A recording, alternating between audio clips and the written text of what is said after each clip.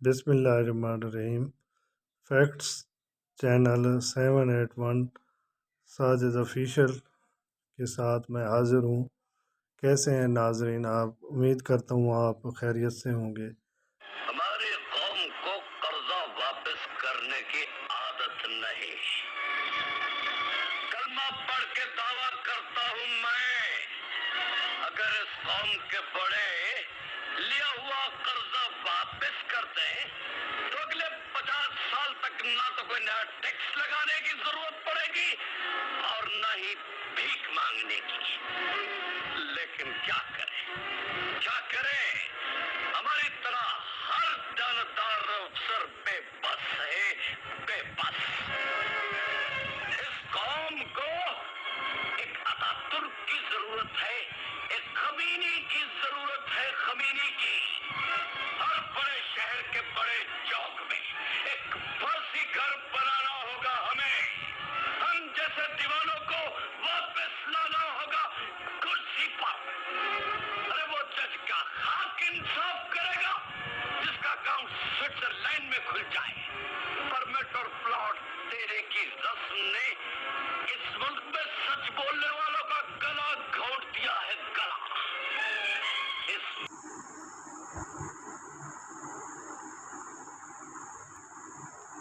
Afzal Ahmed Pakistan all rounder film اداکار تھے جو پاکستان تھیٹر اور سینما میں ایک اہم شخصیت تھے۔ انہوں نے اس وقت کے قابل ذکر کھیلوں کے ساتھ کام کیا۔ انہیں پاکستان سینما کے ساتھ دیگر پاکستانی بین الاقوامی فلمی صنعتوں میں غیر معمولی کردار ادا کیے۔ افضال احمد جہاں کے ایک سید گھرانے میں پیدا ہوئے۔ انہوں نے ایچسن اسکول کالج سے تعلیم حاصل کی۔ انہوں نے اشفاق احمد کے ڈرامے اونچے برج لاہور دے میں صرف 18 برس کی عمر میں 50 سالہ بوڑھے کا کردار ادا کر کے سب کو حیران کر دیا تھا۔ اداکاری کے شوقین افضال احمد نے اپنے 35 سالہ کیریئر کے دوران اردو، پنجابی، پشتو فلموں میں کام کیا۔ انہوں نے اپنی بہترین اداکاری کے جوہر کے باعث 90 کی دہائی میں خوب شہرت کمائی۔ افضال احمد نے 1968 اور 2012 کے درمیان 384 سے زائد فلموں میں کام کیا اور لالی ووڈ میں سب سے زیادہ کامیاب اداکاروں میں سے ایک تھے۔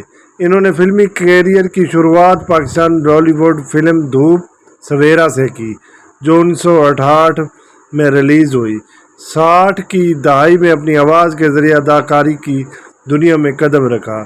ان کی چند فلمیں یہ ہیں: ہاشو خان، انسان اور گدھا، پہلا وار، خبردار، سیدھا راستہ، سستا خون، مہنگا پانی، بابل، صدقے تیرے، شریف بدماش، ویشی جٹ، ہتھکڑی، شوکن میلے دی، دو سونی مہیوال، جیرا سائیں، حاجی کھوکھر، رنگا ڈاکو، گوگا شیر، ویشی گجر، قربانی، چند وریام، مفت بر، قانون شکن، چڑھدا سورج، دیس پردیس، لگن، عجب خاں، غلامی، باغی، سپاہی، یہ آدم پتر جگ دے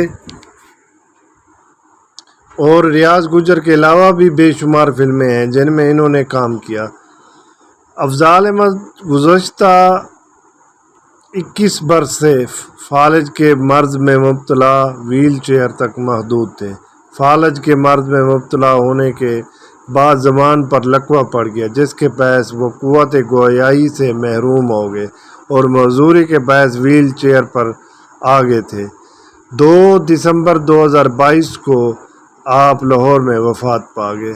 اللہ تعالیٰ ان کو جنت میں اعلیٰ مقام عطا فرمائے اور ان کی بخشش فرمائے۔ اور اسی کے ساتھ میں بھائیوں اجازت چاہتا ہوں اور بھائیوں سے گزارش ہے کہ آئندہ میری ویڈیو کس موضوع پر ہو آپ مجھے لازمی کومنٹ میں بتائیں۔ میں آپ کی فرمائش پر وہ ویڈیو، وہ معلومات انشاءاللہ اس پر میں मेहनत करके आपको उसकी अच्छी इन्फॉर्मेशन दूंगा। इसी के साथ मैं इजाज़त चाहता हूँ। अल्लाह हाफिज़। नए वीडियोस देखने के लिए हमारे चैनल को सब्सक्राइब करें